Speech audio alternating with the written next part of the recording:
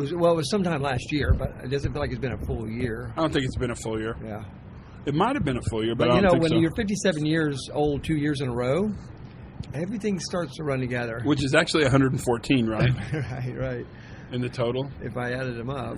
So how's life? How's it going? Well, it's great. It is. It's great to be 57 again.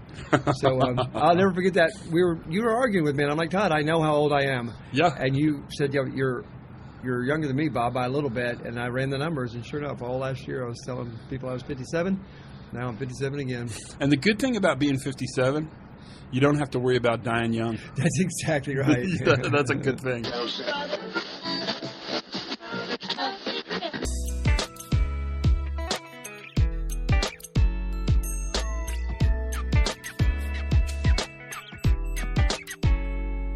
And then people who don't have iPhones are really like weirdly like they're like ex-smokers.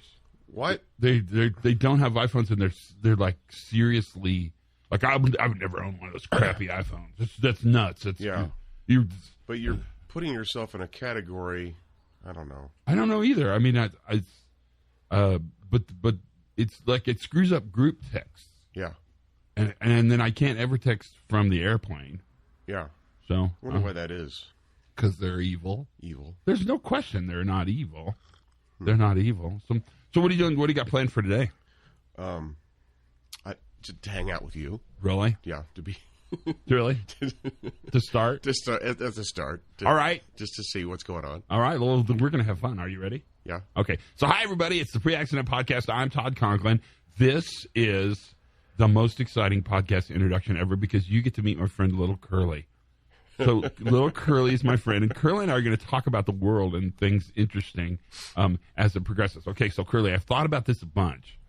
If you could have a superpower, any superpower, I mean, keep it podcastable. Right. So don't do anything like creepy or Yeah. weird or weirdly creepy or anything. If you could have a superpower, what would your superpower be and why? Wow. I know, it's great. I didn't even warn you. Yeah, this is like that's totally like whammo, boom, Yeah. out of the blue. Yeah. What's your superpower? Yeah. If to be really strong, be invisible. I mean, what are the options? To fly. I think being able to fly would be really fun. Really? I think it'd be fun. That's your superpower. I don't know if I could do if I could, make the world a better place by flying, but it would be fun for me. See, I would like to be able to cure sicknesses. Yeah, see, you're very altruistic. But I don't know if that's altruistic or selfish. Yeah. But that's the one that enters my mind. Flying, you can fly now. If you have enough money and you make United Airlines mad at you. I got their new, United's changing stuff. United's changing. And their new slogan is, we're not happy till you're not happy. I don't think no, I think really that's going to be their new slogan. I think that's totally their new slogan. We're not happy until you're We're not happy until you're not happy. So last night I'm flying home, and we're in the fabulous Houston. So I'm connecting from Toronto down to Houston to New Mexico.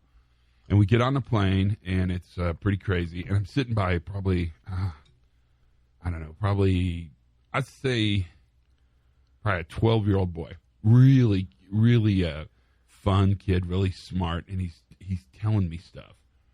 But partially because I couldn't figure out where to plug the headphones in the seat to watch TV. And it was a weird place to plug the headphones in. So he's telling me stuff. He's really, really this interesting kid. So we're sitting there on the plane, and he's explaining to me how I'm trying to think of the stuff he told me. It was very interesting. That the mosquito is the only animal on Earth that has no purpose. And he said, I looked it up. He said, I looked this up a lot. Okay. He said, even flies have a purpose, but mosquitoes have no purpose. And I said, I think the mosquito's purpose is to make you mad. Yeah. And he fell for that. So anyway, long story short, that's the sidebar. We roll out to the tarmac and immediately stop for a half hour while a coyote is removed from the runway.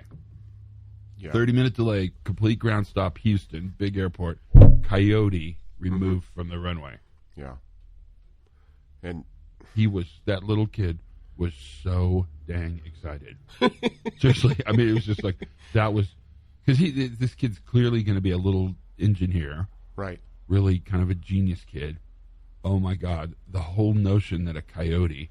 Then he started saying if they turn the jet engines on, we could sit and look out our window and watch the coyote get sucked into the engine. I thought this kid was pretty charming. Yeah, okay. Sort of a Wile E. Coyote. Yeah, that's where I was going with it. So did you actually see the coyote? No. God, no. Do you really think it existed? No, I think they're liars. Because I think United Airlines is not happy until I'm not happy. Right. So with their new slogan. They might be making up stuff all the time now. I think it could have been American, too. This week was crazy because American had... I went to the airport in Raleigh. I went to this biopharmaceutical meeting, and the line just to get to the counter for American was out the door because they're doing some kind of labor slowdown a little bit, I think is what they're calling it. So it's interesting. It's definitely an interesting thing. So that's cool. So are you interested in hearing Bob's podcast? Sure. The reason you're on the podcast is because my friend Curly, we've been friends a long, long time. Long time. I have two friends who had the same problem this year, and that is they both thought they were a year older than they really were. Yeah. Bob talks about it in the intro of this podcast. Curly talked about it. That's fine. That's just a function of old age. These guys are old and feeble-minded. What I think is interesting is when they discover they're not a year older, it's rejuvenating. You get a whole year. I know. It's like Ponce de Leon. Right. It's like the fountain of youth. So the fountain of youth truly is that in this case, just think you're a year older, and when you realize you're wrong, you feel a year younger. Yeah. So age really is a frame of mind. It is. That's true. Okay. Yeah. Okay. Well, that's good. Well, let's listen to what Bob has to say. Thanks for talking to me today. This was actually quite interesting. You're a very interesting person. Oh, you're welcome. I mean, you're deep and meaningful. Okay. And quite old, actually. Yeah. 59? Yeah. 57. 59. Yeah. 59 years old. You're 59. You're old man. Old man. All right, here's Bob Edwards. Enjoy. Yeah, we can check that box. Yeah, that will not die young, I'm not going to be dying young. Right. And how's business? Are you out there changing lives and taking names, or taking names and changing lives? Mostly just trying to remember what flight I'm supposed to be on next, and wondering why I'm at wherever I'm at, or where I'm going to be next. You ever wake up in the morning and go like, where am I at today? Yeah, sometimes. Sometimes. Yeah.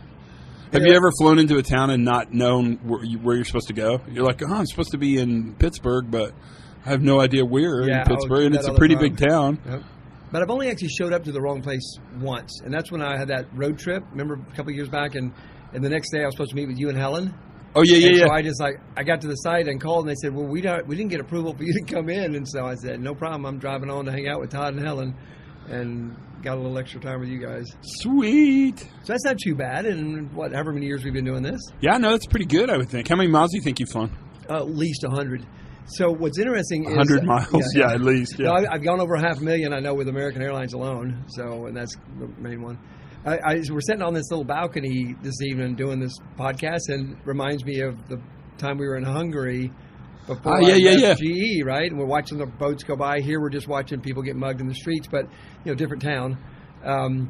But it's kind of reminiscent of when we were sitting there and talking about where's this hop thing going. And should I come out and help, or right? Remember that conversation? Yeah, we were on the executive lounge at the Hilton Budapest on the Buddhist side, right? Watching the riverboats go by. Yeah, on the Danube. It was the Danube, and we were at this big outdoor patio. I guess. Yep. I mean, I don't know what else you call it, on the top of the hotel. Yep. And it was a gorgeous evening. Yep. And they had amazing food. Yep. So, and that's where it all started for you. I know. That's when you made your decision to do it? It is where I made my decision. And now look how far we've come. Now we're in a kind of a dangerous part of town, sitting on a balcony, watching people get mugged. In a dangerous hotel. Right? Not the murder hotel. But I haven't talked about that on the podcast yet, so we have to save the murder hotel story. Later. That's a story we'll have to tell. So are you glad you did it? Oh, my word. Yeah. It's thankful every day.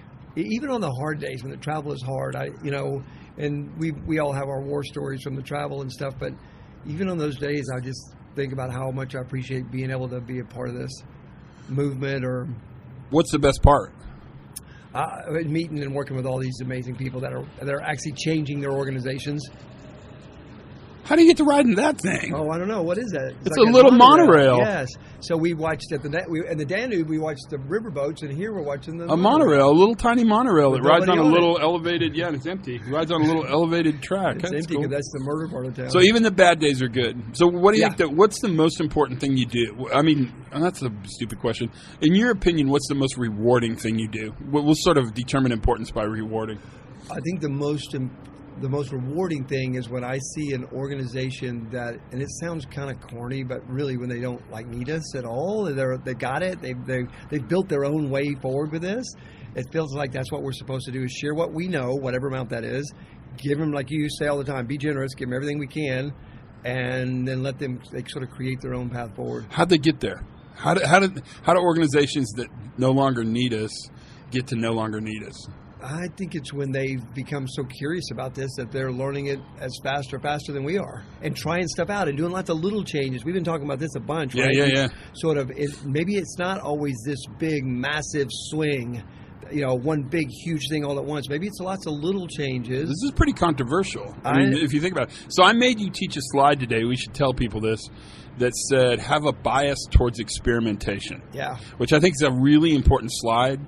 And I think it's getting to the same place you're getting to, that what we think we're going to do is change the organization dramatically, but what we really do is change the organization incrementally, one little bit at a time. So talk about that. Well, and it's actually a deliberate strategy. Is it recording? Yeah, it's good. It's still good.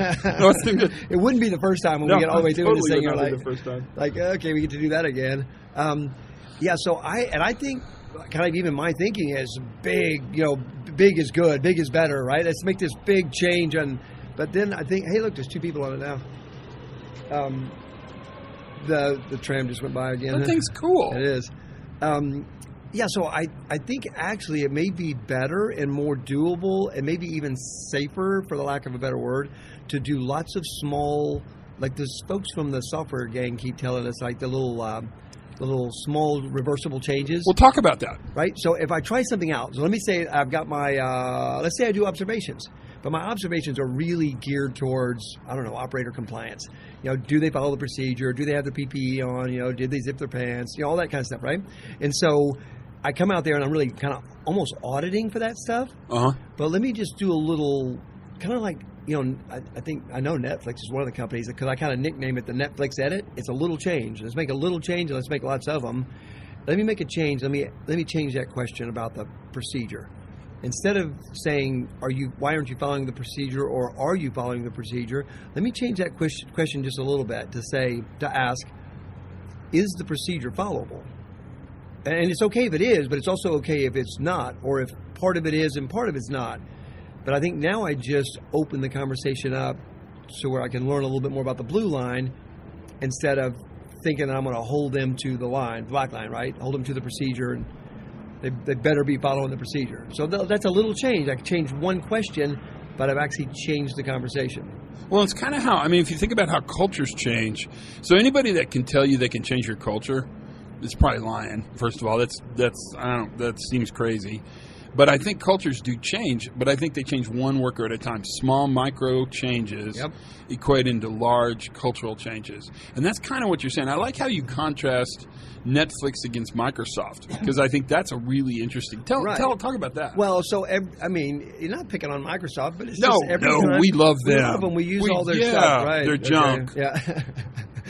But whenever they come out with a big dramatic change, all I can think of is, Todd, I'm not going to know how to print a document, right? How do I save a file? I went through the whole thing with those little tablet things where I just gave it to my 9-year-old son because I couldn't. It's like, this is too hard. I have to think too hard. Instead of little changes, it felt like a really big change. So I think I see more value in, like how Netflix does all these little changes and you hardly even notice them. Maybe you don't even notice them, but the software just gets more reliable. It's more resilient. It's easier to use. It doesn't break down as much. It doesn't. But what they're doing is, as they've been teaching us, making a little change, testing it. If it didn't work right, well, they just back it up, fix it, change it. Right? It's that notion of sort of tri-storming or micro-experimenting a bunch. And so one of our big companies that we work with, they were wanting a big swing because they were getting ready to redo their investigations. But the investigation person was not comfortable like just totally redoing it. So we talked a lot about maybe they should start doing lots of small changes with their investigation process to create a more open dialogue. And so then I think the big swing is the small steps. So you did make a big swing change. Your big swing change is we're not doing a big rollout. We're going to do lots of little. How do you document those micro changes? I mean, for management of change issues, or do you even need to? I mean, is that important? So it's Six Sigma answer, right? It depends. Some things we need to document because they're things we have to track. We have to, show an ISO documentation, whatever. But lots of things, like you take a workstation out there in my factory where I used to work, you can change a workstation with some small adjustments. Make the height a little better, make the part a little closer, make the edge a little less sharp, right? Right. Without having to. So it's not a matter of documenting everything. It's a matter of documenting what makes sense. And what you would need to be able to track for later, changes or later edits or whatever. Or repeatability. Or if you want to do it in a bunch of places. Learning from it, whatever the case is. But I think sometimes, Todd, we miss the opportunity to make the small things better locally for one or two people. That's good. Why don't I hear this all the time? Yeah, but then how do we roll this across our whole company? Well, I don't know if you even need to.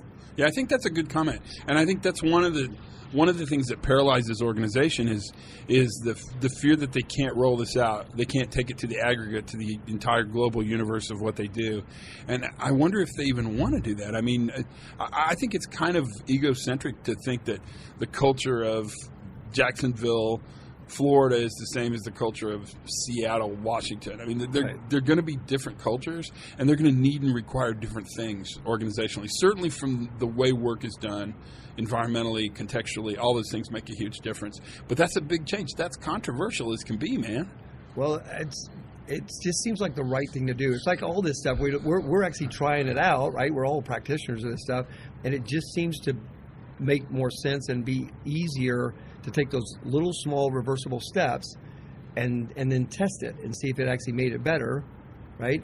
And get the people that help you sort of define it. It's like we do with learning teams all the time. Help define the issue, the problems or whatever, and then help us figure out how to make it better. And I've also reached a point now where I hardly ever say we fixed it, because I'm not sure that we really fix anything. Feels like maybe we make it better for today's conditions, but as we all know, right, things continue to fall apart and decay, and what we put in place today may not be very valuable 6 months from now, but I think that's okay too, as long as we're continually looking at it and asking and listening, and the people close to the work are helping us make it better. Well, and it's not only okay, every system runs degraded. I mean, even our best systems that we've created, that we finely tuned, that are reliable and stable for us, are degrading. Yep. And so we're going to have to make micro adjustments whether we want to or not. My 1996 Ford pickup truck, the handle on the inside of the driver's door broke. And for 6 months, I've been reaching out the window, roll my window down, right? So I finally took it apart, and I put a big, strong backer plate in there that's going to last longer than the truck will last. And so I'm like, okay, I made that better. And I did. But now the one on the passenger side is about to go, right? So we're always sort of battling the law of entropy, and it slowly wins, I guess. With hillbilly ingenuity. Well, would you say it's hillbilly ingenuity? Are you engineer? Is it highlily? Is that offensive? Are you a hill person? No. I'm a Highlander for sure. Highlander. Okay, just checking. Highlander. Highlander engineering. I got you. Yep. Okay. But I did finite element analysis on this. I did 3D modeling of it. Oh no, I didn't. I just kind of played out of aluminum and built it. Look at me making my stuff go. Yeah. That's amazing. So summarize this micro experimentation in a way that people can take out of this podcast some knowledge. So if you want to make a change, whatever it is, if it's a change to a policy, if it's a change to a workstation, if it's a change to a procedure, a tool, right? In some cases, it may need the total workup, and we're going to do a big rollout. But experiment with making small adjustments to it with the people that are needing to use it. Let them help you make those small adjustments.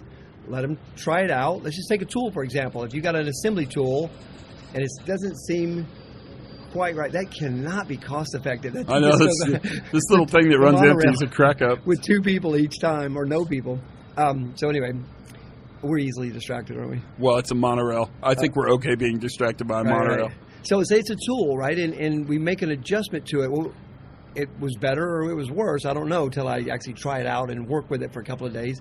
But it also helps those. I think it helps those that are like, it'll never work. I tried that back in '94, right? If you say, well, hang on, let me just try something. Help me figure this out, right? Help me try something, a little change, and see if we can make it better. If we don't, we'll put it back.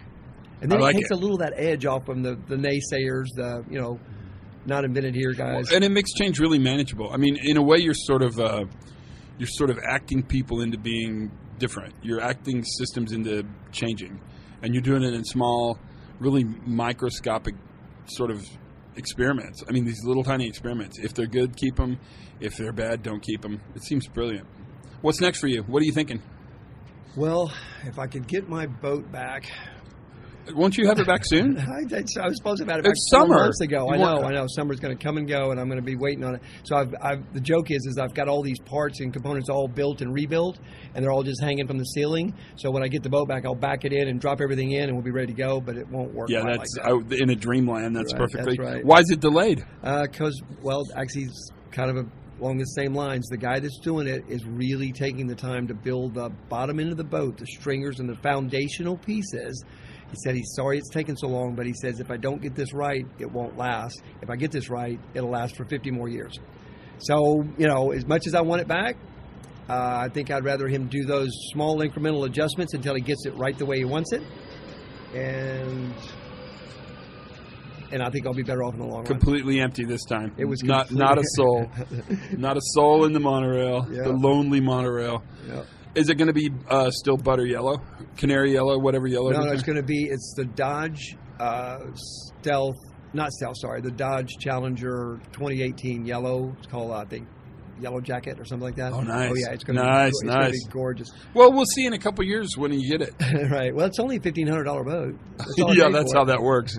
Yeah, because you only have to spend money on a boat once, so you're going to be in it'll be fine. I promise it'll be fine.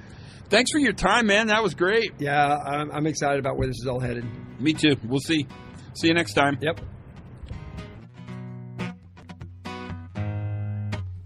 All right, buddy. It's time to start our day. We've got burritos ordered at El Parasol, and the adventure begins from here. Anything you want to do especially important? Life is good. I mean, the burrito is enough. Yeah, really. I agree. I mean, if you got a burrito, yeah, I know. There's really nothing left really to say. Red chili. That's good. Sausage. Yeah. And it might be impossible sausage. Man. Because they're trying to sneak that into stuff now. Are they really? Yeah. No, they're not. No, they are. Are totally. They really? Yeah. You can't tell the difference, though, I hear. Well, I've never had it yet. So, or have you? Oh, see, I don't know. I know that's how it is. I don't know. All right, so our adventure is going to begin. If you want to join us, just look for Todd and Curly. We're going to be going around town eating burritos and stuff. But until then, thanks for your time. I mean, really, thanks for your time. We're going to have fun. You should, too. It's the middle of summer. Might as well. Might as well have a good time. So learn something new every single day. Have as much fun as you possibly can. And for goodness sakes, be safe. Is that enough? Yeah. Okay, then we're done. It's that easy. Then you just shut this thing off, and we're out of here. Bing, bang, boom.